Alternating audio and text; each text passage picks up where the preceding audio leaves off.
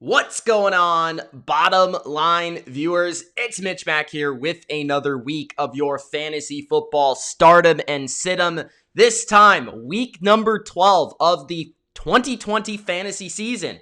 Week 12, that means we're just 2 weeks away from the fantasy playoffs. That means for many of you who are watching this video, you need to win. Now, hopefully, I put you in a position where you don't need to win this week, where you can maybe wait, plan for the playoffs. Maybe you're in position to get that bye week for your playoffs, for your fantasy playoffs. But if you really need to win, that's why I'm here. That is why I play the game, baby. That's why I make these videos. So let's help you win this week by giving you my favorite sits and starts in fantasy for week 12. Before I give you the starts and sits for week number 12 of the 2020 fantasy season, GRONK, spike that like button. Show support for this video, for this channel by GRONK spiking that like button, and subscribe to the channel for more weekly fantasy football starts and sits. Also, comment your questions, your fantasy questions, your lineup questions, your start and sits for the crucial week 12. Let me know in the comment section below, guys, about your team, where you're at. Give me as much information as you possibly can to help me answer your question. What format is it? PPR, non-PPR, half PPR? How many receivers? How many running backs? The more detail you can give in your comment, the easier it is for me to determine an answer to help you win this week. All right, so here we are, week 12. Let's waste no more time and get into the quarterback starts. Let's start off with the GOAT himself. His name is Tom Brady, and I understand that you've been watching his games on primetime and he hasn't looked all that great. But I will say that when he has not been in primetime, Tom Brady has been one of the best quarterbacks in real life and in fantasy this season. He plays the Kansas City Chiefs this week. We know that the Chiefs score a lot of points. It's a shootout versus Patrick Mahomes. Tom Brady is going to show up for this game. Don't get it twisted. It is a 56 over-under, which is the highest total of the week, meaning that Vegas believes both teams will move the ball and score. I agree with them. I believe Brady will have 300 yards and 3 touchdowns in this game. Start him. Cam Newton versus the Arizona Cardinals.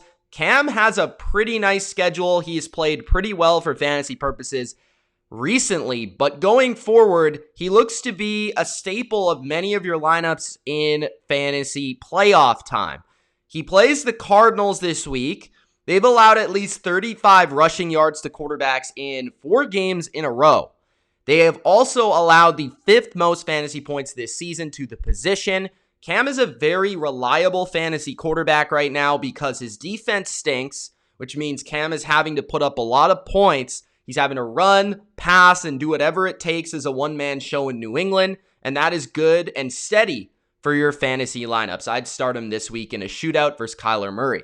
Matt Ryan versus the Las Vegas Raiders. Vegas is a bottom 12 defense versus the quarterback position, and Matt Ryan, he has to score to keep up in this game versus the Raiders offense. I thought that he would play a little bit better versus the Saints last week, but I expect a bounce back this week because the Raiders defense, it's susceptible to the pass, and with his receivers there, he should be able to move the ball. The other thing with Matt Ryan is he had such a bad game last week because of the pass rush of the Saints. The Raiders do not have that type of pass rush, so don't expect him to be on his back very often, which means he's probably going to have a good game. Derek Carr versus Atlanta. The Falcons, their defense, on the flip side of Matt Ryan, they kind of suck, okay? They're tied for the league lead in passing touchdowns allowed with 22. They also have allowed the 2nd most passing yards in 2020. Meanwhile, the Atlanta defense is actually pretty good versus the run. They're top 7 versus the running back position, which means that Jacobs isn't really going to have a great game. It's going to be Derek Carr, who has another great game, who's starting to get a little bit of buzz for being underrated. People starting to give him some credit. Hopefully Carr can continue that versus a juicy matchup in the Atlanta Falcons. My quarterback sits Lamar Jackson versus Pittsburgh. I don't care if the game was on a Tuesday, a Saturday, a Thursday, a Friday. I don't care, okay? I'm sitting Lamar Jackson versus Pittsburgh, okay? The Steelers are the best defense versus opposing quarterbacks in 2020. They lead all defenses in 2020 with 15 interceptions. They also forced 2 interceptions of Lamar Jackson last time they played. Plus, Lamar is in the protocol right now. So that means he might have some ailing things that could keep him from being at 100%. We did see this with Cam Newton, so it's a possibility. Pittsburgh's too good of a defense, the way the Ravens offense is playing. I know that you spend high capital on him, but you need to win, guys. You need to win. You can't keep throwing out Lamar Jackson. You can't keep being stubborn. Sit him. Tua versus the Jets. There are a bunch of people that are going to start Tua this week because they see he's playing the Jets. Now, if you're in a 2-quarterback league, okay, I get it. If you're in a single quarterback league, do not go reaching for Tua this week. 18 fantasy points or less in 3 of his 4 starts. He's just not a fantasy quarterback. He might be a fine starter in the NFL right now as a rookie, but in terms of fantasy production and getting you points for your team, as much as you like him and as much as this matchup makes sense to play him, his production has not shown you that he's worth starting yet. Baker Mayfield versus Jacksonville. I don't care that he is playing Jacksonville. There are better options than Baker Mayfield. The Browns should win this game easily, don't get me wrong, but the run game, Nick Chubb, Kareem Hunt, those guys are going to be the reason why they win, not Baker Mayfield. This passing game for Cleveland has been bad. Don't trust him.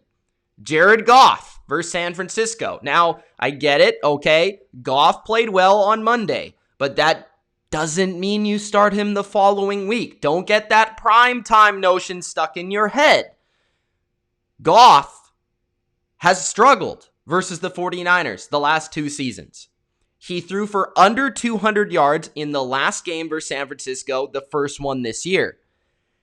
I don't like this matchup for Goff. There's something about the 49ers, the way they play McVay's offense, that has Goff off, and I would sit him on my bench. My running back starts this week. David Montgomery is back. He is healthy. The Packers, they're a juicy matchup for running backs. Now, Montgomery's not a guy that can really take advantage of great matchups. The Packers rank second last in fantasy points conceded to the running back position. But again, Montgomery, because the offense sucks, they can't really take advantage of this to the fullest extent. But it does mean that Montgomery, if you need him as a flex, as a running back too, he's good enough for fantasy that he'll give you solid floor production and maybe even a little bit better because he does have a good matchup. So I would start Montgomery because running back, this scarcity is ridiculous. I like Montgomery this week to provide you a nice floor for your team. James White versus the Cardinals. The Cardinals are a middle-of-the-pack defense versus running backs, but that does not apply to James White. James White is a receiver, let's be honest. Considering that Rex Burkhead is done for the year, this could turn into kind of a shootout. Arizona, Kyler Murray, Cam Newton, New England. New England's been scoring recently. Their offense has been moving the ball, and we saw last week when Burkhead went out, James White, he reappeared as that receiver, as that PPR monster. I think he'll be involved in a shootout underneath the defense of the Cardinals in the screen game on third down. If you need a flex in PPR, James White is the way to go this week. Wayne Gallman versus Cincinnati. The Bengals have allowed a running back to score or gain 100 total yards in 4 of their past 5 games. He also, Gallman, comes into week 12 having scored a touchdown in 4 games in a row. That is a streak, and it should stay alive in a game where the Giants are 6-point favorites. That's always good for a running back. Brian Hill versus the Raiders. Okay, no Todd Gurley. That's more touches for Hill. It actually gives a little bit of clarity to this backfield situation. And I actually think Hill's a better back, okay? Gurley sucks. I'm going to be straight up honest with you. What I've seen from Hill, he's explosive. He can actually get to the edge. He can create missed tackles. He can make people miss. And I think he'll have a big game here if given the opportunity. He's definitely worth the start because he's going to be their starter. He's going to get the touches, receiving and rushing. And Vegas, they've allowed the second most rushing touchdowns to opponents this season. So that's a good matchup if you ask me. My running back sits this week. Melvin Gordon versus New Orleans. Melvin Gordon has been so inconsistent and so hard to trust. He's had good games, he's had bad games. But this is not a good one, okay? The Saints are the best team versus running backs this season. The best. They're allowing a league-low 3 rushing touchdowns, and they're one of 2 defenses to allow under 600 rushing yards all year. So they're just extremely good versus the run. They're very, very good on the defensive line. Plus, the Saints will probably be leading in this game for a majority of the time, which means less rushing attempts for the Broncos. I would sit Gordon if you have the choice. Clyde Edwards-Helaire, the same thing can be said with him in terms of the matchup. Tampa Bay is the other team that is allowing less than 700, less than 600 rushing yards this year. They're allowing a league-low 587 rushing yards to running backs this season. Edwards-Helaire is a good receiver, so I understand why you would say, well, Mitch, PPR, he's going to catch the ball. Okay, but just understand that upside is capped because he's going to be playing Devin White, he's going to be playing Lavonte David, and those guys, quite honestly, are probably just as fast as him, if not faster. So they could cover him in the open space, in the open field. I think the Chiefs will be attacking the secondary of the Bucs, not their run defense, not their linebackers, just like McVay did. They're smart. They're not dumb. So I would sit Clyde. I would sit, obviously, Bell, and I'd fade the Chiefs running backs this week. Giovanni Bernard versus the Giants. The Giants quietly rank as one of the better teams versus running backs and rushing offenses in general. They're 6th best versus the run this year, and a lot of that has to do with they are very, very compact, big, physical on the defensive line. They are one of the bigger defensive lines in football. They are one of the more overpowering defensive lines in football, and they will dominate the league's worst offensive line in Cincinnati. So Bernard, he's not Mixon. He is not a player that can make a lot out of nothing. I would sit him if I had the choice. Okay, flex, if you're desperate, I get it. But if you have other options, it's not probably leaning towards Bernard, in my opinion. Leonard Fournette versus Kansas City. This guy is trash. I don't know what to say other than he sucks. He's bad at football. I wouldn't be surprised if he actually lost touches this week because he was that bad versus the Rams. He dropped 3 passes, so you could see his third down role actually become minuscule. Maybe he still has it, but I don't expect him to be as involved. Ronald Jones is a way better player. The Bucs hopefully will realize that you shouldn't be starting Fournette this week if you have other options. Antonio Brown versus the Chiefs. 13 targets last week. That's a lot. I don't know if you know that. I expect Tampa Bay to be throwing a lot in this game versus the Chiefs. Obviously, it's going to be a shootout with the high over-under.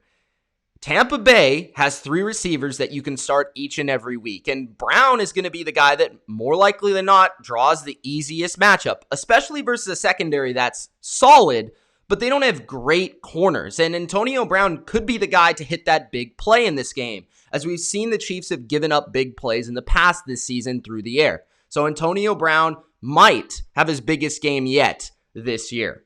Michael Pittman Jr., the rookie, has come on. In Week 10 at Tennessee, he had 7 catches for 101 yards on 8 targets. He also had 21 rushing yards. So hopefully he can have similar production in a rematch this week. He has 18 targets in his past 3 games. He's building a solid rapport with Phillip Rivers. I expect the rookie to continue to surge this week. Cole Beasley versus the Chargers. No John Brown, and you know what that means. Load him up, baby. Put Cole Beasley in the lineup. The Beasles in 2 games without Brown has missed week 5, okay? Tennessee, week 7, the Jets. Beasley in those games, 17 catches, 165 yards on 18 targets. He is a PPR monster when John Brown is not there. Nelson Agholor is more of a deep threat. Nelson Agholor, he could score big this week. If you're looking for a boom or bust receiver, I would go with him versus Atlanta. Atlanta is the worst defense versus receivers this year. They have allowed a lot of points, a lot of yards, and Nelson Agholor has scored a lot of points, actually. 13 PPR points in 5 of his past 7 games. So he has also shown some consistency. He's the guy with the Raiders in terms of receiving week to week. My wide receiver sits. Let's start off with Christian Kirk versus the Patriots. The Pats, Gilmore is back, which means he's going to be facing DeAndre Hopkins. But J.C. Jackson might be playing better than Gilmore right now. He'll likely line up on Christian Kirk. And J.C. Jackson leads the NFL in interceptions. He shuts down receivers down the field. And Kirk is a guy that is primarily an over-the-top, burn you down the field receiver. At least that's his role in the offense. I don't see him having a boom week this week. It's more likely to be a bust. So if you have other receiver options, I'd lean towards going with those guys. Allen Lazard versus Chicago. The Bears defense has allowed a league low 5 receiving touchdowns to opposing receivers. Lazard might be back. He might be healthier, but this is not the spot to be placing him in your lineups. I just don't see the upside for the number 2 target in Green Bay. Cincinnati, just in general, their receivers. Brandon Allen, are you kidding me? You know that the Giants defense is solid if you watch this channel. It's solid. They have an underrated corner group. They have a creative defensive scheme. I'm not trusting the receivers that are being thrown to by Brandon Allen. I just can't trust them in a must-win game. I need to go elsewhere. Perryman and Mims, specifically, you could just say the Jets receivers, maybe Crowder as well because of his inconsistency. But Darnold is back, which is helpful for Crowder and not as helpful for Perryman and Mims. Those guys have been the downfield targets for Flacco. They've been solid, actually, and that's why you might play them. Don't play them. They play a good secondary, and Flacco is out, which means Darnold's going to be spamming Crowder again. Get Perryman, get Mims out of there. I need to see how this offense looks before we continue to play them. The tight end starts. Hunter Henry versus Buffalo. It's an expected shootout in Buffalo, and Henry does have at least 6 targets in 3 games in a row. So considering tight ends kind of stink this year, that's pretty good. I understand his production has been up and down, but this is a game where you would expect a lot of points and for the Chargers to be throwing, so Henry should be involved. Hooper versus Jacksonville. The Jags allow the 3rd most points to the tight end position this year. 3 touchdowns to tight ends in their past 4 games. It's worth a shot, man. It's definitely worth a shot. I don't see why not, okay? If there's going to be anybody that gets any sort of receiving production in this game, it could be Hooper, maybe with a touchdown. The tight end position sucks. If you want to go with a flyer on Hooper, I totally get it. He also actually tied for the team high in targets last week, so I think this is a dart throw that might be worth it. Eric Ebron versus Baltimore. He played well the last time versus Baltimore. He had a touchdown. He had 48 yards. And Baltimore kind of sucks at safety and linebacker quietly. And that is where you can target them. So I expect Ebron to have maybe another touchdown in this game. My tight end sits. Jared Cook versus Denver. Cook has now seen 6 targets in his last 3 games. That's bad. Okay? And things aren't likely to get better while Taysom Hill is under center. Because Taysom Hill is not a guy that's going to be spamming tight ends. He's going to be looking underneath to Kamara, to Thomas, to maybe some of his other receivers. But Jared Cook is a guy that actually has become more of a downfield threat. And that's not really where Taysom is looking. So I would not go with Jared Cook. There's a lot better tight ends out there. Tonyan versus Chicago. I just don't expect a lot of points in this game from either team. Tonyan has been kind of bad since his early breakout. Plus, you have Roquan Smith, you have Eddie Jackson. Those guys are good. Those guys are tough. Jimmy Graham versus Green Bay. I understand it's a revenge game, but Green Bay has allowed the third fewest fantasy points to tight ends this season, so I'd be fading Graham on Sunday night. And finally, my defenses to play this week if you need one to pick up. The Giants versus Cincinnati. Brandon Allen. Nothing else need to be said there. Green Bay versus Chicago. Mitchell Trubisky. Nothing else has to be said there. And then Seattle versus Philadelphia. Carson Wentz. Nothing else has to be said there. Those are my starts and sits for week number 12 of the 2020 NFL season. If you enjoyed, GRONK, spike that like button and subscribe for more. Let me know your questions in the comment section below. It's Mitch. Appreciate all you guys watching, all you guys GRONK spiking, and all you guys sticking around for this entire season. Let's get into those fantasy playoffs. Let's do it. Let's bring home that championship. I'm excited. I hope you are too. Peace.